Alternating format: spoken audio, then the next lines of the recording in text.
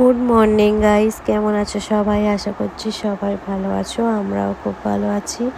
আজকে শনিবার, আজকে রায়নার ভ্যাকসিন ছিল, তো সকাল সকাল আমরা বেরিয়ে পড়েছি রায়নাকে ভ্যাকসিন দিতে। আজকে রায়নার ভ্যাকসিন হয়ে গেলে আমি আমার মায়ের বাড়ি যাব। তো রায়নাকে এখন ভ্যাকসিন দিতে যাচ্ছি, চলো যাওয়া যাক। তো রায়নাকে ভ্যাকসিন দিয়ে বাড়ি চলে এসেছিলাম, বাড়ি মানে মায়ের বাড়ি এসেছি।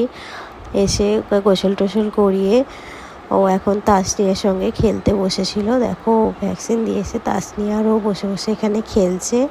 এখানে ঋত্বিকার কাছে মেহেন্দি পড়তে এসেছিলাম, ঋত্বিকা আমাকে মেহেন্দি পরিয়ে দিচ্ছে।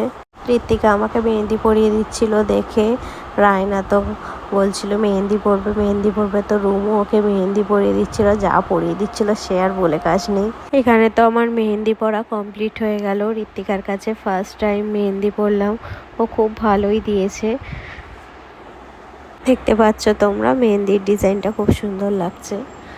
মায়ের বাড়ি গিয়ে অতটা টাইম পাইনি, তাই ডেলি ব্লগ তো বানানো হয়নি। এই জন্য তার পরের দিনকে আমি পায়েস বানালাম।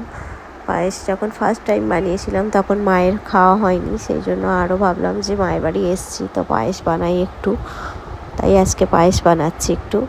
এখানে দুধটা ভালো করে ফুটিয়ে নিচ্ছি। দুধটা ভালো করে ফুটে গেলে একটা বাটিতে খানিকটা ঢেলে নিলাম দুধটা, কারণ এই দুধটা আমি কি করব তোমাদের দেখাচ্ছি। এই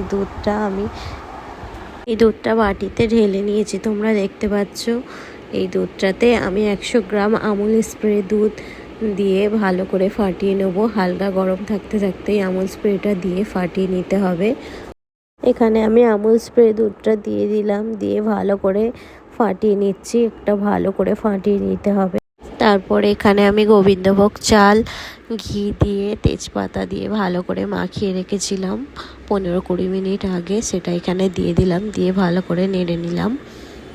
এরপর স্বাদ মতো চিনি দিয়ে দিয়েছিলাম, চিনি দিয়ে অল্প একটু সামান্য লবণ দিয়ে দিয়েছিলাম।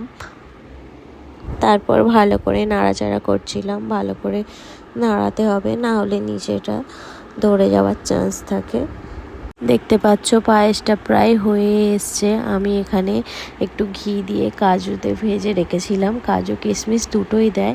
আমরা যেহেতু কাজু খাই, কিশমিশ খেতে অতটা পছন্দ করি না কেউ, সেই জন্য কিশমিশটা আমি স্কিপ করে গিয়েছি। পায়েস হয়ে গিয়েছে।